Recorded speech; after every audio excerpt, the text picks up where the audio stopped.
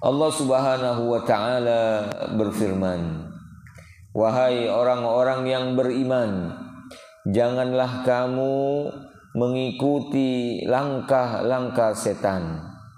Barang siapa mengikuti langkah-langkah setan, maka sesungguhnya dia atau setan itu hanyalah menyuruh kamu mengerjakan perbuatan yang keji dan mungkar.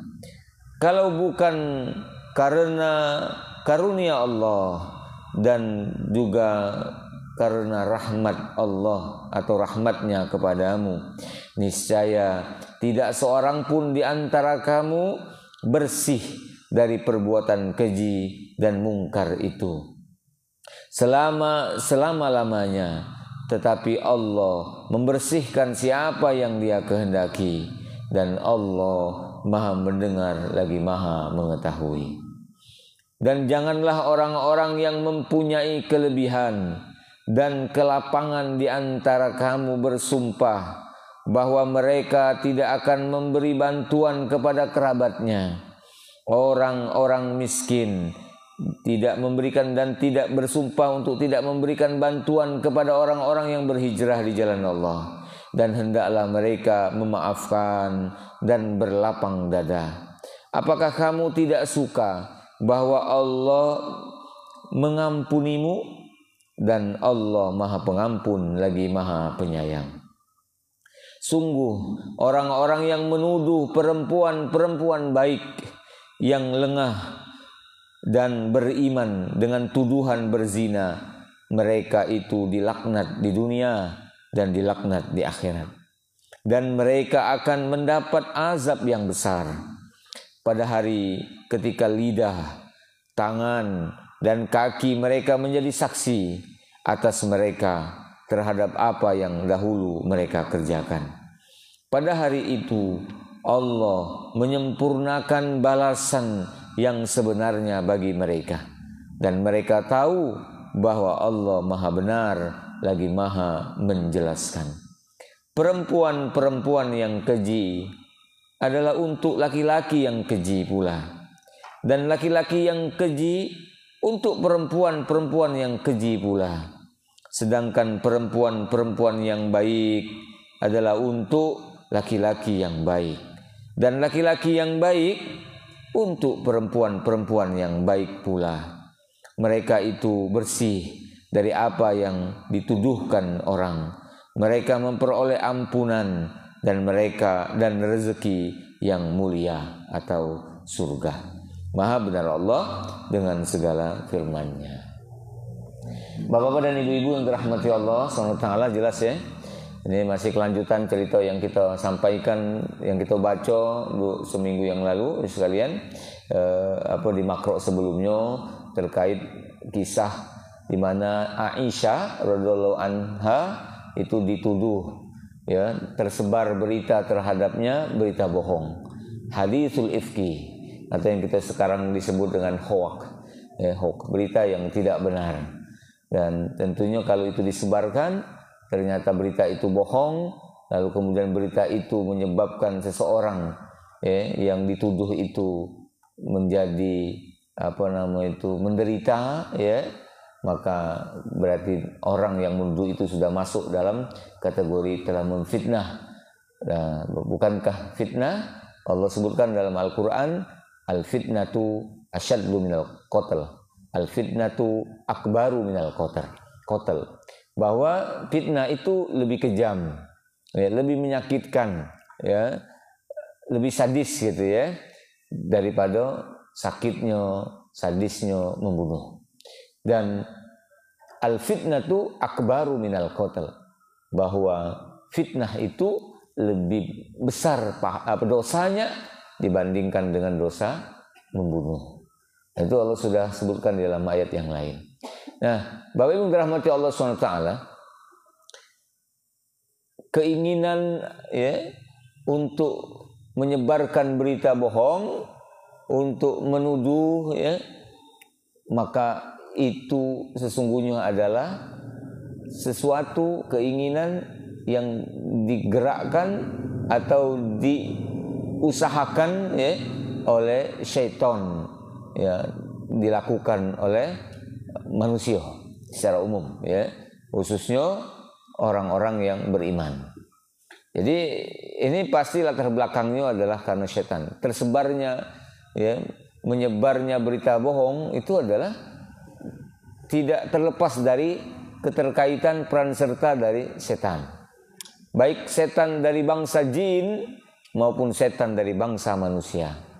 Hadis ifki ini, tersebarnya berita bohong ini, itu adalah karena setan dari bangsa manusia yang disebut atau yang digolongkan orang-orang ini, ya, yang menyebarkan berita bohong awalan pertama kali terutama itu adalah orang-orang munafik, orang-orang kafir, tetapi mereka menyembunyikan kekafirannya, ya, mereka mendengki kebenaran tapi mereka sembunyikan kedengkian itu, ya, mereka menutupi diri mereka yang tak benar itu, ya, dengan perbuatan, dengan perkataan, yang tingkah laku yang bagus.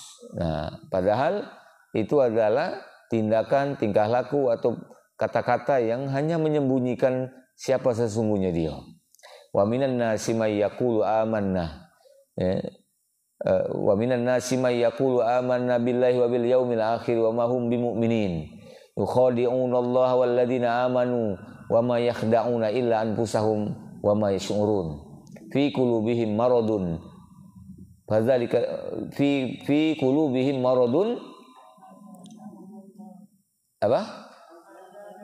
fazadahumullahu marada walahum adzabun alim bima kanu yakdzibun. Jadi mereka itu berdusta, ya, berdusta.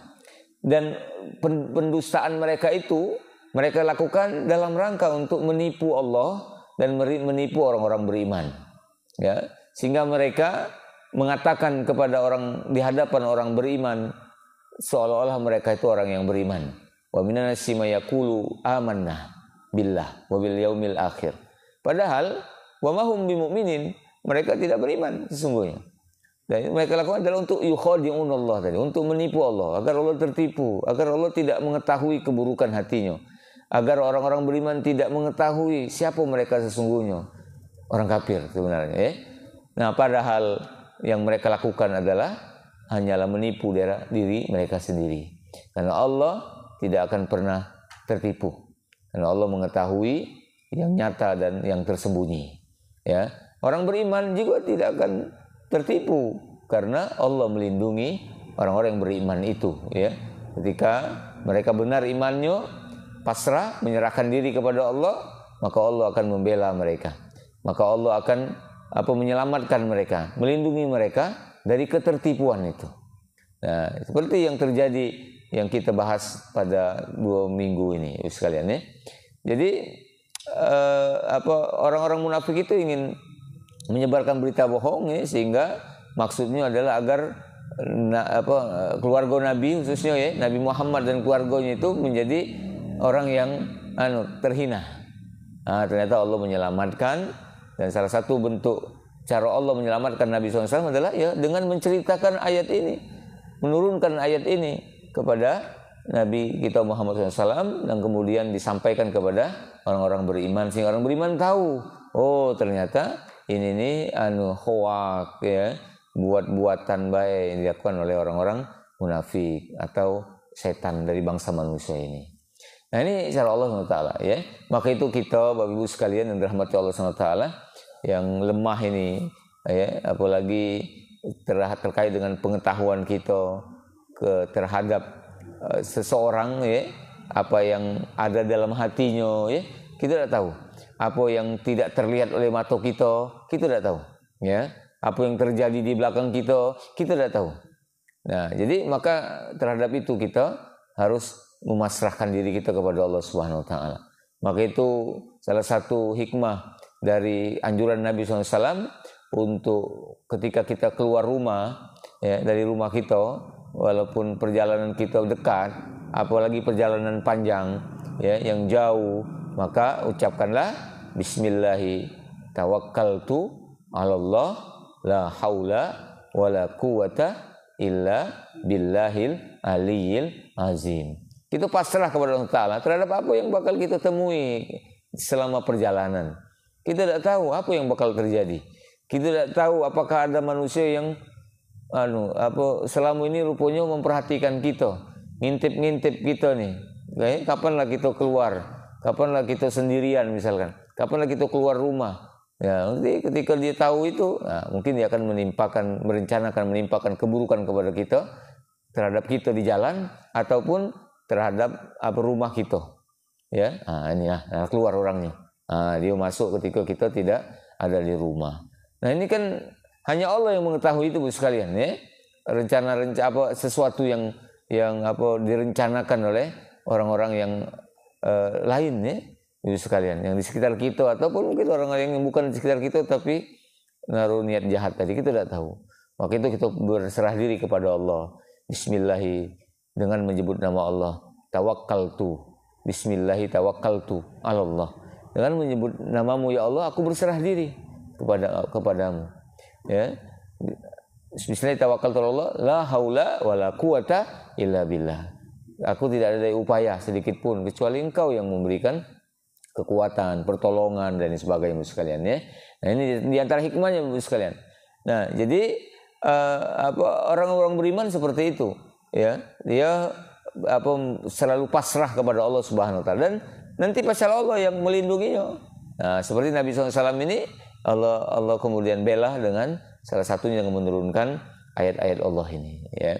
Nah, Bapak Ibu yang dirahmati Allah Subhanahu wa taala, tadi Allah sebutkan di dalam ayat 21 tadi, wahai orang yang beriman, ya ayyuhalladzina amanu la tattabi'u khutuwatis syaitan. Janganlah kamu mengikuti langkah-langkah setan. Jadi kalau kita mendengar pecahnya ini aneh berita ini, ya. Rasanya tak masuk akal. Ya, Aisyah ini selingkuh, tidak masuk akal rasanya. Bukankah dulu kan bersama-sama rombongan dia itu. Tiba-tiba menghilang itu sebentar itulah. Sebelumnya tidak pernah terdengar cerita misalkan dia berhubungan, ya, berduaan dengan orang lain, dengan orang yang dituduhkan tadi terutama. Kan tidak pernah, baru ini itu ketinggalan. Harusnya seperti itu sekalian, ya. Jadi kita ada istilahnya itu saring sebelum sharing. Nah, ada istilah seperti itu sekalian, ya. Mungkin pernah dengar. Jadi kita ini era medsos ini juga harus demikian. Kabar-kabar yang datang kepada kita, ya, dalam surat Al-Hujurat juga, ya, ada ayat Al-Hujurat kalau salah, terkait dengan tabayyun, ya, fatabayyanu, apabila datang kepadamu berita yang kamu tahu orang yang menyampaikan berita ini adalah orang yang fasik, ya, maka fatabayyanu, tabayyun dulu berita yang dia sampaikan itu, jangan langsung percaya, sekalian. Tabayyun, disaring, dicari tahu dulu kebenarannya. Nah, itu tabayyun tuh sekalian, klarifikasi istilahnya dah. Nah, jadi kalau bahasa era medsos sekarang ini, kita itu harus menyaring informasi yang ada di HP kita ini sebelum kita men-sharingnya, tahu share, ya, nge-share-nya. Ya jangan tershare terus sekalian, ya. Karena banyak hoak-hoak itu terjadi. Ya, tadi kami baru melok seminar, ya. Di antaranya yang dulu viral itu adalah berita telok buatan, beras plastik, macam ternyata itu hoak. Ya, kita menyinggung itu langsung. Padahal kita tidak tahu kebenarannya, sumbernya dari siapa, ya. Nah, Bapak sekalian. Jadi yang seperti itu, apalagi menyangkut harkat martabat orang lain. Apalagi yang diberitakan itu orang yang selama ini kita lihat adalah orang yang baik. Gitu, ya. Atau dia dari keluarga yang baik. Maka Allah tadi jelaskan di ayat ke-26 sekalian, ya. Ini untuk mengunci itu sebenarnya. Al-khabithatu lil khabithina wal khabithuna lil khabithat. Ya. Perempuan-perempuan keji, perempuan-perempuan yang tidak benar, ya. Itu yang tidak menjaga kehormatannya misalnya, adalah untuk laki-laki yang juga keji, yang sama dengan gawe dia, dengan tingkah laku dia itu, ya. Kemudian laki-laki yang keji adalah untuk perempuan-perempuan yang keji pula. Sedangkan wat-thayyibatu lit-thayyibin wat-thayyibuna lit-thayyibat. Sedangkan perempuan-perempuan yang baik itu untuk laki-laki yang baik, dan juga laki-laki yang baik adalah untuk perempuan-perempuan yang baik.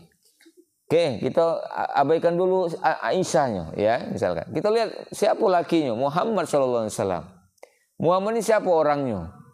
Orang baik, paling baik di dunia, katakanlah kan, at-thayyibin ya. Nah itu. Dan Allah jelaskan tidak mungkin dia dipasangkan, dijodohkan dengan wanita yang tidak baik. Karena orang baik jodohnya adalah orang baik pula. Orang jahat maka jodohnya adalah juga orang jahat juga. Nah itu dalam ayat ini, itu sekalian ya. Jadi kita dua laki bini ini istilah itu sama, Bu. Jadi jangan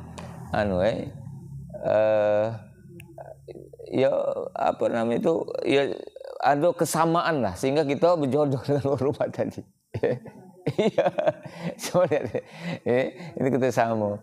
Nah, jadi walaupun misalkan insyaallah ya itu bersangka ketika misalkan kita ini rajin ngaji nih ya, rajin ngaji. Misalkan orang rumah kamu tak pernah ngaji.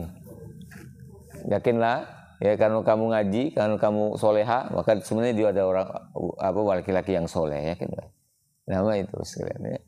Nah, jadi tapi kalau apa namanya itu ya kita juga waspada juga ya kalau seandainya pasangan kita mana tak benar, nah, bisa jadi kita juga sebenarnya tak benar juga gitu kan. Nah, walaupun tetap ada yang maksudnya ujian ya seperti Firaun dengan Siti Asia.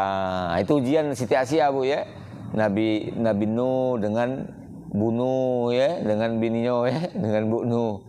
Ya seperti itu. Itu ujian Nabi Nuh alaihissalam ya sebagai peringatan, sebagai pelajaran bagi kita ya.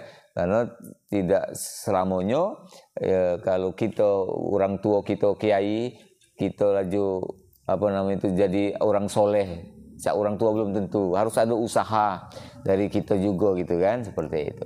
Nah, sekalian ta'ala ya. Jadi dan ini juga jadi peringatan Ibu bagi kita yang naruh anak bujang anak gadis ya. Jadi anak gadis kita kalau anak gadis kita solehakan, usahakan disolehakan, maka kalau sampai jodohnya ya, maka dia akan Allah temukan dengan jodoh yang juga soleh ya kena itu. Jadi jangan kita khawatir tak keluar rumah misalnya, karena dia menjaga diri tadi, tak ada nak belinjangan misalnya. Tapi karena kita lihat dia bukan tanda bergaul Bu ya, tapi dia karena solehnya tadi, solehanya tadi ya, apalagi ngaji, rajin, ngapal Quran. Jangan khawatir dia tak bertemu jodoh ya, itu Bu sekalian. Ya, pastikan jodohnya nanti akan bertemu dan jodohnya itu ada orang yang sama dengan dia. Yang soleh juga. Nah, itu juga dengan anak bujang ya, itu sekalian ya. Nah, Bapak yang rahmat Allah Subhanahu wa taala, jadi mari kita amalkan ayat ini dengan untuk anak-anak kita usahakan anak-anak kita menjadi anak yang soleh dan soleha sehingga nanti ketika dia ditakdirkan berumah tangga maka pasangan yang kita tidak tahu siapa ya belum tahu siapa sekalian ya ketika dia masih dalam tanggung jawab kita jadikan dia anak yang soleh dan soleha dan insyaallah kalau dia soleh soleha maka ibu sekalian kalaupun terkait jodoh tadi maka jodohnya adalah orang yang soleh dan soleha. InsyaAllah ya sekalian ya seperti itu. Dan selain itu Allah SWT juga menjanjikan sekalian orang yang baik tadi thayyibin itu ya Allah akan memberikan lahum maghfiratun wa rizqun karim. Ini tadi ayatnya kan ulaika mubarrauna mimma yaqulun lahum maghfiratun wa rizqun karim ya. Jadi mereka itu bersih dari apa yang dituduhkan orang-orang. Mereka memperoleh ampunan dan rezeki yang mulia. Jadi akan ada rizkinya, banyak rizkinya untuk orang-orang yang soleh, yang soleha. Nah kita juga ini kita amalkan ayat ini juga. Mari kita mensolehkan diri kita, sekalian dan juga keluarga. Maka insya Allah sekalian Allah akan menjamin rizki kita. Allah banyakkan rizki kita dan Allah akan berikan kita ampunan. Terutama nanti di akhirat Allah tempatkan kita di dalam surga. Mari kita amalkan sekalian di tengah informasi yang dalam genggaman tangan kita ini Bapak Ibu sekalian ya masuk galau itu ada informasi itu di kita. Nah, kita tak tahu yang datang, yang lewat di HP kita ini, apakah informasi itu informasi yang valid, yang benar, atau yang salah. Nah, maka itu sekalian rahmatullah SWT, Bapak Ibu, kita jangan mudah-mudah untuk menyebarkannya kembali, meneruskannya, sebelum kita tahu bahwa yang kita baca ini adalah berita-berita yang benar, bukan berita yang bohong. Apalagi negara itu membatasi, Bu sekalian, untuk apa hal ini, ya, dengan adanya undang-undang, ya, undang-undang ITE, ya, Bu sekalian. Jadi untuk membatasi itu jangan sampai basing-basingnya, ya, karena ada konsekuensi hukumnya. Kalau kemudian kita menyebarkan berita bohong, ternyata berita bohong itu mempengaruhi, ya, mempengaruhi seseorang sehingga dia menderita, tercemar nama baiknya dan sebagainya, padahal dia tidak melakukan yang disebarkan itu, ya. Atau apalagi berita itu sampai misalnya banyak orang yang dirugikan, sekalian, ya, banyak orang yang dirugikan, satu perusahaan misalkan, apalagi itu mereka kan ada badan hukum, Bu, yang namanya perusahaan usaha-usaha itu. Jadi jangan mudah-mudah, ya, untuk menyebarkan itu sebelum kita pastikan itu benar. Dan kalaupun benar, timbang-timbang lagi, apalah manfaatnya bagiku, apalah mudaratnya kalau ini kalau kita simpan baik, tidak kita teruskan, ada tidak mudaratnya? Kalau tidak kate manfaat bagi kita, atau mudarat kalau tidak kita sebarkan, tidak kate belum mudaratnya, sudah, tidak usahlah milu-miluan menyebarkan berita bohong itu, Bu sekalian, ya. Nah, ini jadi apalagi berita itu terkait dengan menyangkut aib seseorang, kehormatan seseorang. Nah, Allah Subhanahu wa taala sebutkan tadi, balik kata Ibu sekalian, orang-orang yang menyebarkan berita bohong ini, ya, ayat yang 21 tadi, ya, Ibu sekalian. Bukan di satu mana tadi, sesungguhnya, nah, ayat 23, ya. Innal ladzina yarmunal muhsanatil ghafilatil mu'minati lu'inu fid dunya wal akhirah walahum adzabun azim. Sungguh orang-orang yang menuduh perempuan-perempuan baik-baik yang lengah. Nah, ini lengah maksudnya tadi, Bu. Ini lengah tadi kemarin ceritakan, ya. Siti Aisyah ini, Bu sekalian, itu tak nyangko bakal ketinggalan tuh kan. Dia kira tak ada ketinggalan, tegal baik, sebentar baik turun dari untonya tadi, kendaraannya, lalu lari agak cepat, berjalan cepat ke tempat di mana dia ada urusan gitu, ya, buang hajat waktu itu kan. Nah, lalu kalau ketemu langsung diambil, langsung balik. Nah, tak akan ketinggalan juga. Dan mungkin dia pikiran beliau, tak kalau nak merepotkan orang banyak tadi, kan sebentar baik kan dia itu. Nah, itulah yang disebut Allah lengah. Ini lengah tadi. Mestinya dia berhenti ke rombongan, stop gitu kan. Berhenti dulu sebentar, kalungku hilang, kalungku tidak keruan. Nah, mungkin tidak akan terjadi hadis ifki tadi, ya. Tidak akan terjadi tuduhan itu, tidak akan terjadi. Nah, itu.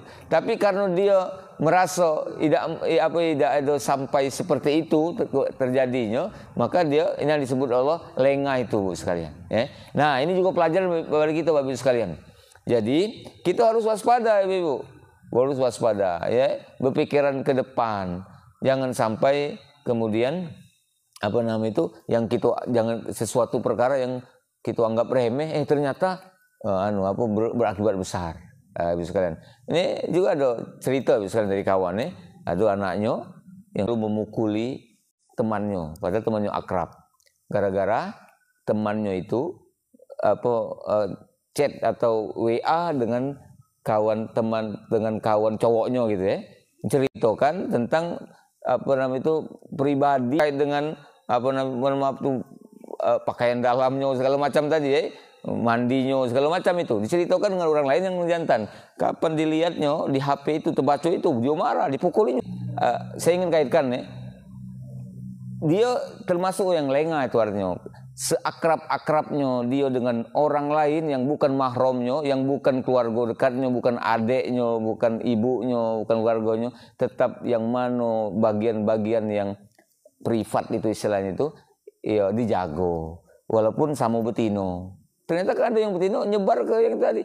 Oh, misalkan ya, celananya warna itu, ya, celana dalamnya misalnya kan. Ada cacat di bagian itu misalnya sebutkan itu. Kan itu mungkin temannya itu main-main gitu ya. Belada-lada sebaik. Tapi kan barang yang dalam-dalam tadi itu kemudian diumbar oleh orang lain itu kan sebuah aib. Nah, itu karena apa? Karena terlengah tadi.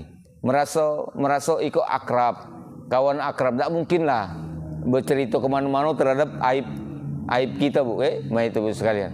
Nah, jadi ibu sekalian ingatkan ya, anak-anak gadis kita atau anak bujang. Kalaupun dia sama jantan di kos misalnya, di kos-kosan, tetap mandi, ya jangan buka baju lah dari luar kamar mandi gitu kan. Nah itu pakai tutup bila perlu masuk kamar mandi pakaian rapi seperti ini, keluar rapi pula ini. Tidak terlihat orang, namanya orang lain, Bu. Kita tidak tahu imannya mak mano, ya. Seperti itu. Atau jangan-jangan kayak dia main-main di video kayaknya. Zaman sekarang kan itu. Padahal cuman pakai sempak misalnya kan, seperti itu. Nah, jadi dia main-main kalau tahu kemudian dibaca oleh orang lain, disebarkan oleh lain, dan ini menyebar aib tadi. Jadi tetap waspada. Namanya orang lain, ibu sekalian, itu tetap harus kita jaga, aurat penting kita itu. Nah, itu. Nah, jadi dan ini yang Allah ingatkan kepada kaum muslimin, muslimat juga gitu, karena ini kaitan dengan kejadian dialami oleh Siti Aisyah, ya.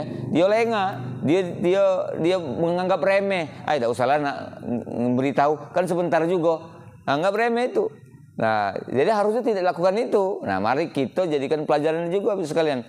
Jadi terkait dengan cerita aku tadi, kawan aku tadi, ingatkan termasuk ibu sekalian, misalkan ada yang umroh misalnya umroh kan empat orang sekamar 4 orang. Memang sama-sama betino di situ, tapi tetap ke kamar mandi, janganlah sampailah terbuka galo-galo misalnya baru, walaupun sama betino kita tahu. Kita khawatir juga di kamar hotel itu ada misalkan siapa tahu dipasang CCTV itu kan, yang tersembunyi kita tidak tahu kan. Nah, maka itu tetap waspada, ya. Jadi yang boleh terbuka yang biasa ya, misalkan wajah, kalau batas lengan, kalau sama betino. Apalagi Bu sekalian dalam Al-Quran dijelaskan terhadap wanita yang non muslim. Ya, ibu-ibu, kalau kamu bertemu dengan dengan wanita yang non muslim, maka aurat kamu itu adalah sama terhadap mereka, sama dengan aurat kamu terhadap kami orang jantan. Jadi yang boleh terlihat dari kamu, walaupun dia betino, tapi dia bukan Islam, bukan orang beriman, bukan orang muslim, maka yang boleh berhak melihat dari kamu adalah tetap wajah dan telapak tangan.